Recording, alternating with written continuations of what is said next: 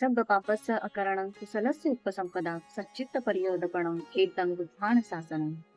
सर्व दुराचारापासून अलिप्त राहणे, कुशल कर्म संपादन करणे, स्वचित्त आशाप्रमाणे निर्मळ ठेवणे हीच तथागत भगवान गौतम बुद्ध यांची शिकवण आहे. बौद्ध धर्मामध्ये प्रत्येक पौर्णिमेचं एक खास महत्व आहे. परंतु या पौर्णिमेमध्ये वैशाख पौर्णिमेचं महत्व हे खूप खास आणि महत्वाचं आहे. याचं कारण असं की याच वैशाख पौर्णिमेला सिद्धार्थ गौतम यांचा जन्म झाला, तो म्हणजे इसवी सन पूर्व 563 मध्ये.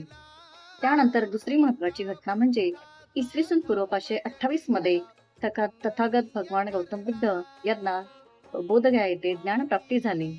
आणि तिसरं महत्व म्हणजे इसवी सन पूर्व 483 मध्ये सिद्धार्थ तथागत भगवान गौतम बुद्ध यांचं महापरिनिर्वाण झालं.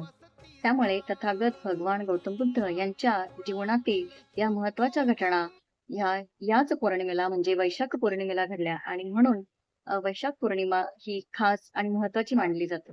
इसवी सन पूर्व 528 मध्ये सिद्धार्थ गौतम यांना जेव्हा ज्ञानप्राप्ती झाली, त्यानंतर ते तथागत गौतम बुद्ध सम्यक संबुद्ध म्हणून संपूर्ण जगामध्ये ओळखले जाऊ लागले.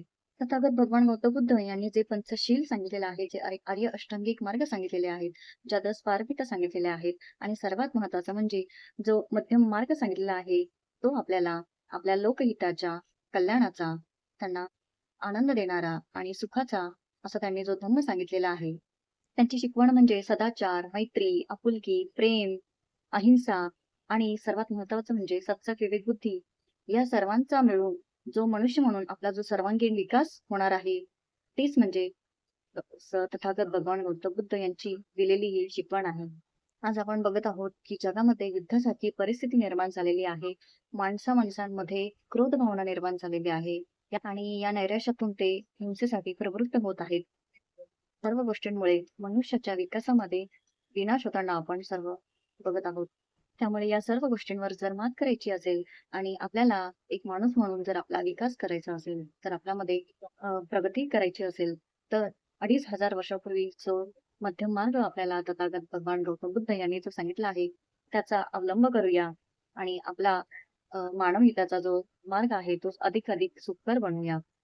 हीच मंगल कामना आपणा सर्वांना वैशाख पौर्णिमेच्या आणि बुद्ध जयंतीच्या हार्दिक शुभेच्छा.